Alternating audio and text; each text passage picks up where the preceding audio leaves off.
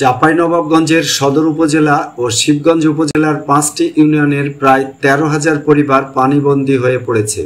উজানের ঢল ও অতিবৃষ্টিতে পদ্মা নদীর পানি বৃদ্ধি পাওয়ায় এসব ইউনিয়নের নিম্নাঞ্চল প্লাবিত হয়েছে। ফলে রোপা, আউশ, ভুট্টা ও শাকসবজির আবাদ করা প্রায় ২,০০০ হেক্টর জমি পানির নিচে তলিয়ে গেছে। বিপাকে পড়েছেন কৃষকরা। এছাড়া ৬টি সরকারি প্রাথমিক বিদ্যালয়ের মাঠ ও শ্রেণীকক্ষে পানি ঢুকে পড়ায় পাঠদান কার্যক্রম ব্যাহত হচ্ছে। স্থানীয়দের যোগাযোগ ব্যবস্থা দুর্বল হয়ে পড়ার পাশাপাশি স্বাভাবিক জীবনযাত্রাও বাধাগ্রস্ত হচ্ছে।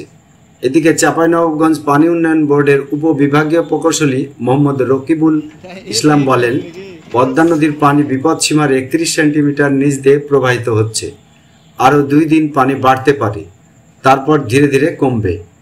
সাইদুর রহমান, ডেস্ক রিপোর্ট, নবরূপ টিভি।